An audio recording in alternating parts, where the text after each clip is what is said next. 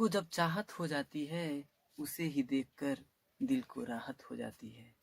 कैसे भूल सकता है कोई किसी को, जब किसी को किसी की आदत हो जाती है। इस खूबसूरत लाइन के साथ मैं चंद्र प्रकाश आप सभी साथियों का अपने YouTube चैनल पर एक बार फिर से स्वागत करता हूं। दोस्तों, आज मैं जो वीडियो आपके लिए लेकर आया हूं, ये जो वीडियो है बहुत ही इम्पोर्टेंट है आपके परीक्षा की दृष्टि से। जो परीक्षा में आपके पूछा जाता है उससे रिलेटेड क्वेश्चंस की मैं बात करता हूं। पहले क्वेश्चंस की ओर हम लोग आते हैं, ज्यादा ना बात करते हुए। दोस्तों, ये क्या है, इसमें क्वेश्चन बोल रहा है कि राहुल ने 16,540 रुपए सहायता कोष में दान में और 4675 रुपए रक्षा कोष में तथा 8900 रुपए भूकंप पीड़ितों को दान दिया। बताइए उसने कुल कितना दान दिया। तो बात हम लोग करते हैं दोस्तों, इसने क्या किया है कि सहायता कोष में कितना दिया। सहायता कोष, दोस्तों सहायता कोष में इसने कितना दिया है आपका 16,540, कितना 16,540 रुपए। और रक्षा कोष में कितना दिया है दोस्तों, रक्षा कोष में इसने कितना दिया है 4675, कितना 4675 रुपए।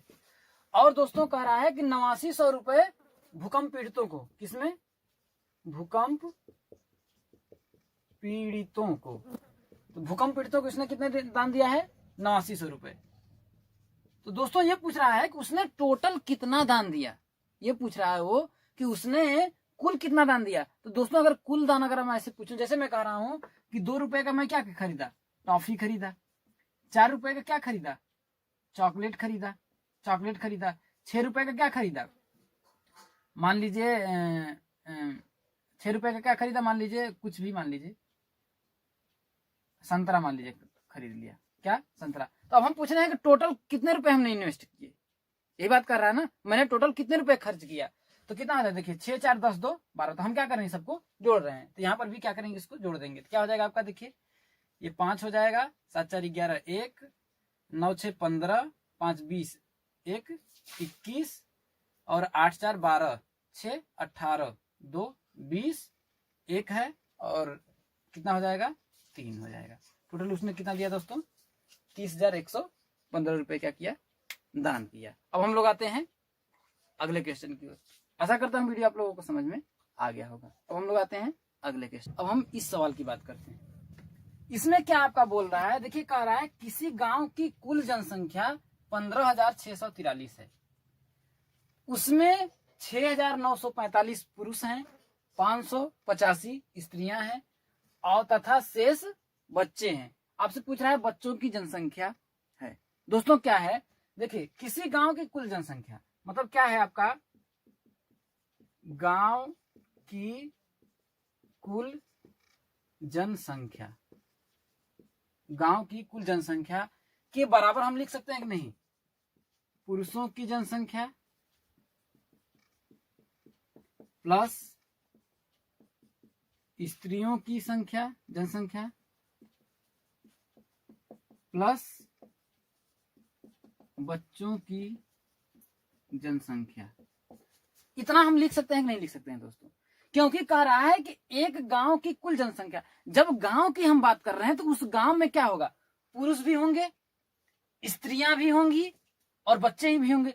इन सबको मिला करके ही तो एक गांव का निर्माण हुआ होगा, इन सबको मिला करके ही तो गांव का निर्माण हुआ होगा। तो इसमें कह रहा है कि गांव की जो कुल जनसंख्या है आपका कितना है 15,643 है। तो हम लिख सकते हैं कि नहीं, देखिए कुल जनसंख्या कितना है आपका 15,643 बराबर, ये बराबर है क्योंकि कुल जनसंख्या में ही तो पुरुषों की जनसंख्या, स्त्रियों की जनसंख्या, यदि मैं तीनों को जोड़ दूं इन सबकी तो कुल जनसंख्या के बराबर आ जाएगा कि नहीं आ जाएगा, आ जाएगा। तो इसमें क्या है आपका पुरुषों की जनसंख्या दिया है कितना है 6,945, कितना दिया है 6,945 प्लस स्त्रियों की जनसंख्या दिया है, स्त्रियों की जो जनसंख्या है वो दिया है कितना है आपका 585 प्लस।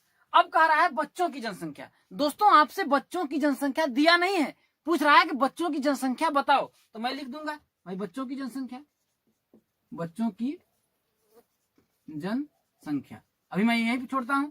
अब मैं क्या करूंगा, देखिए ये है आपका 15,643 है इक्वल्स टू, इन दोनों को हम आपस में क्या करते हैं जोड़ लेते हैं।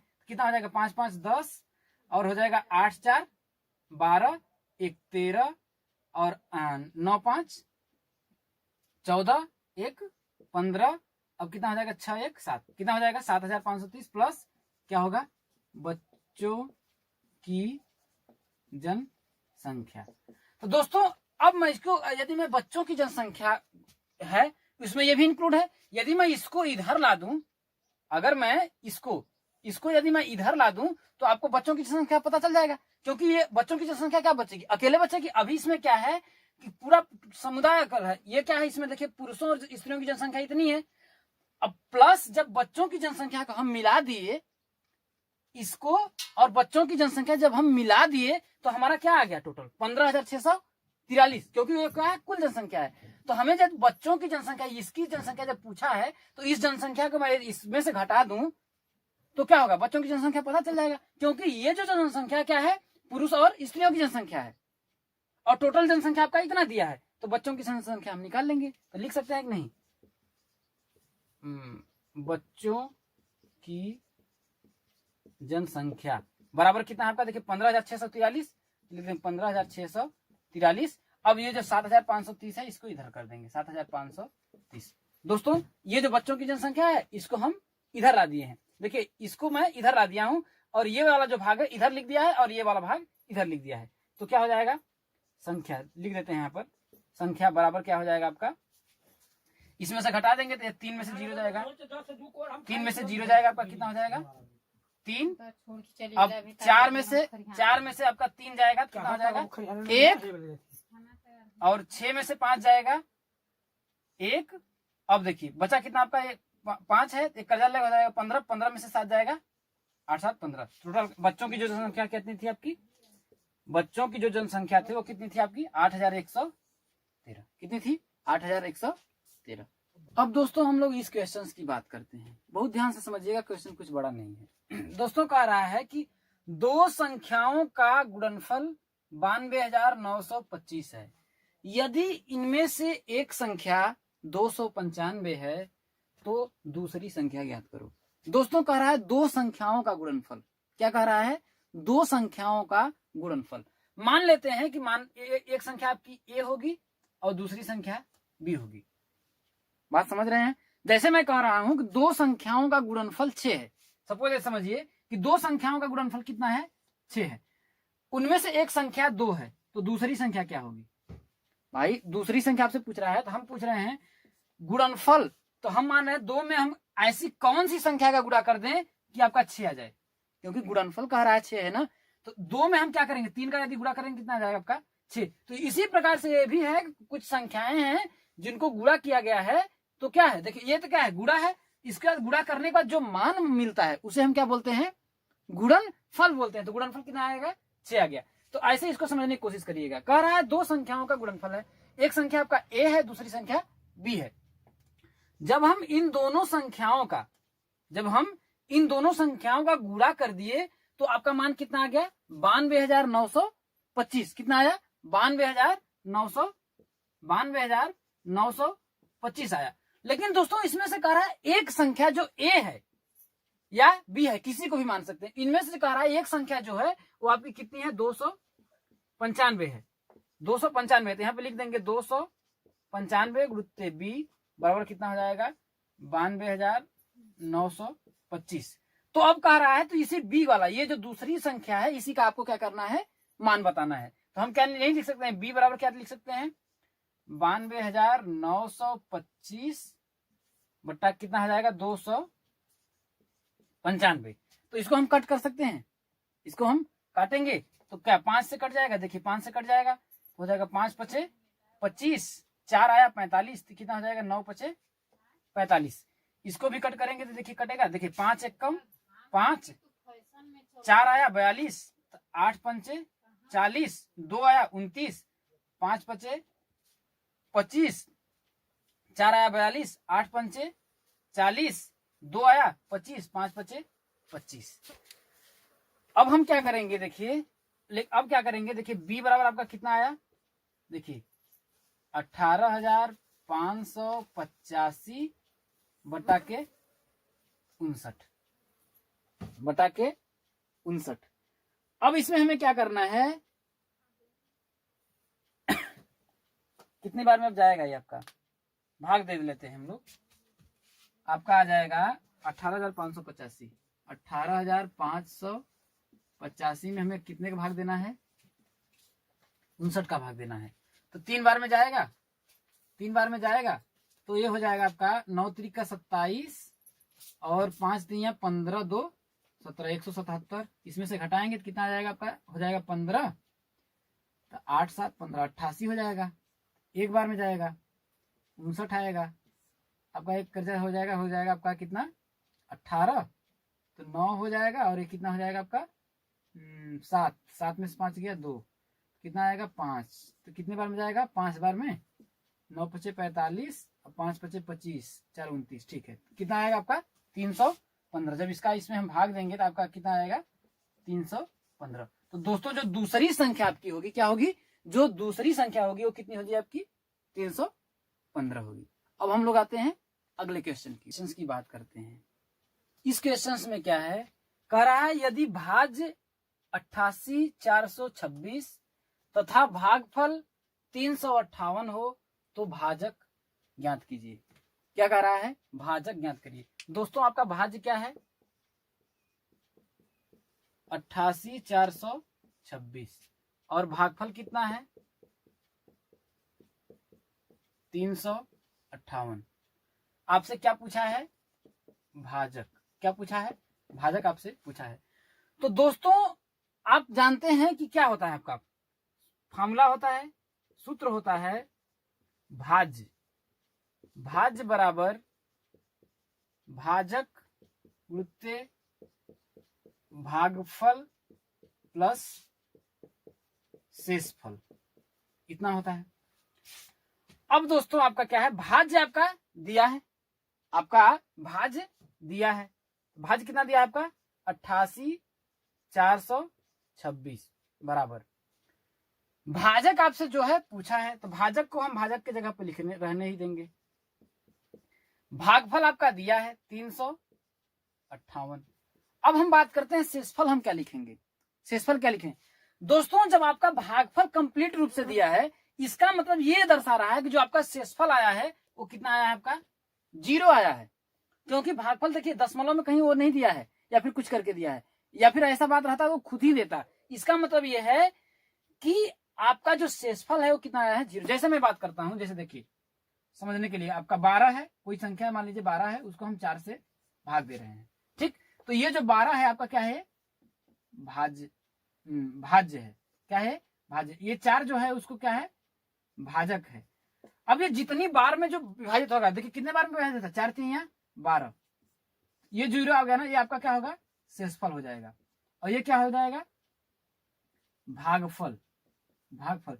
देखिए इसको भाज्य इसलिए करेंगे कि 12 क्या होगा विभाजित हो रहा है ना, 12 को ही हम विभाजित कर रहे हैं ना, लेकिन किस संख्या से, इसको विभाजित करने वाला कौन है, भाजक कौन है 4, और ये कितनी भाग में विभाजित हुआ है 3 बार में, इसलिए क्या है भागफल है, और शेषफल कितना आया 0। तो इसी कंडीशन में कह रहा है यदि भाज्य 88,426 है, लेकिन यहाँ पर क्या मैं मान लिया 12 है, तथा भागफल क्या है आपका, भागफल कितना है आपका मान लीजिए यहाँ पर दिया 358 है, तो वो भागफल दिया है क्या है यहाँ पर 3 आया है, और भाजक आपसे ये पूछा है। तो दोस्तों ये जो है आपका शेषफल होगा वो क्या होगा आपका 0 होगा, क्या होगा 0 होगा। तो क्या हम इसको भाजक को नहीं निकाल सकते हैं, निकाल सकते हैं ना। तो भाजक ये निकालना, तो इसको मतलब क्या करेंगे हम, लिख सकते हैं इसको ना कि इधर लिख सकते हैं, देखिए भाजक गुणित 358 बराबर, क्योंकि 0 है तो इसका कोई मतलब है नहीं, तो बराबर क्या लिख सकते हैं, नहीं लिख सकते हैं 88,426। तो क्या है भाजक आपसे पूछा है, तो भाजक के बराबर हम निकाल लेंगे। भाजक बराबर क्या हो जाएगा आपका 88,426 बटा कितना हो जाएगा आपका 358। तो दोस्तों इसको हम कट कर सकते हैं, देखिए 2 से काटते हैं, पहले इसको 2 से काट करेंगे तो कितना हो जाएगा आपका, देखिए 4 दूना के 8, 4 दूना के 8, 2 दूना के 4, 2 एकम 2, 2 3 या 6। अब इसको हम कट करेंगे 2 से, तो कितना हो जाएगा आपका 2 एकम 2, 2 सते 14, 2 9 18। अब इसका हम भाग देंगे तो कितना आएगा आपका, देखिए भाजक, भाजक बराबर कितना आपका आया, देखिए 2 से कट किए हैं, 2 चौके 8, 2 चौके 8, 2 दूना 4, 2 एक कम 2, 2 3 6, सही है। 2 एक कम 2, 1 7 2 ठीक है। अब हम क्या करेंगे, 44 213 में कितना करेंगे, 1 7 9 का भाग देंगे। किसमें, 44 213 में कितने का भाग देंगे, 1 7 9 का। तो ये कितने बार में आपका जाएगा, 2 बार में जाएगा, 2 बार में जाएगा तो हो जाएगा 9 दूना के 18 के 8 हासिल 1, 7 दूना 14, 1 15 और 2 एक कम 2, 1 3, 358 आया। एक का जा देंगे तो हो जाएगा आपका 12, 12 में से 8 गया 4।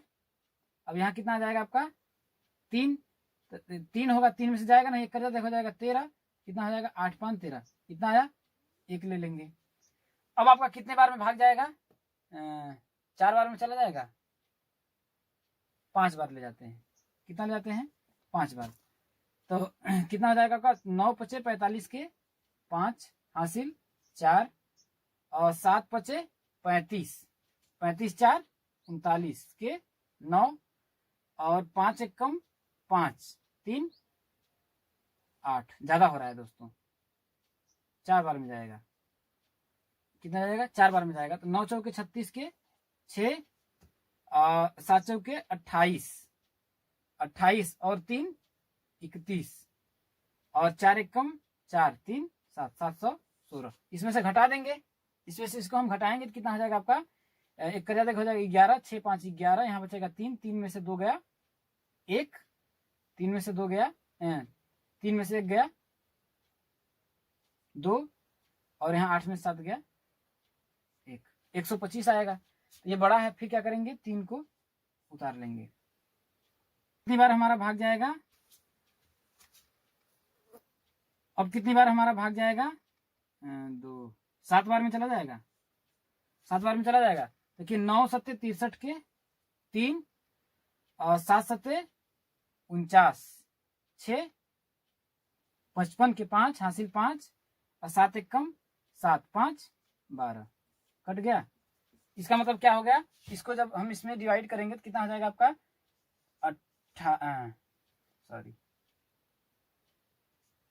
44 213 बटा के 179। इसका जब हम भाग देंगे तो आपका कितना आएगा, आप यही 247, कितना आएगा 247।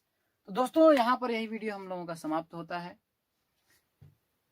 दोस्तों आप लोगों को मेरा वीडियो कैसा लगा दोस्तों कमेंट करके जरूर बताइएगा, और वीडियो यदि दोस्तों पसंद आया है तो दोस्तों लाइक कर दीजिए, और यदि आप हमारे चैनल पे नए हैं दोस्तों तो चैनल को सब्सक्राइब कर लीजिए। ऐसे ही हम आपको अच्छे से अच्छे अपने तरफ से कोशिश करेंगे वीडियो प्रोवाइड करने का, और करते रहेंगे दोस्तों। फिर मिलेंगे अगले वीडियो में, तब तक के लिए अपना ख्याल रखिए। बाय बाय, टेक केयर, धन्यवाद।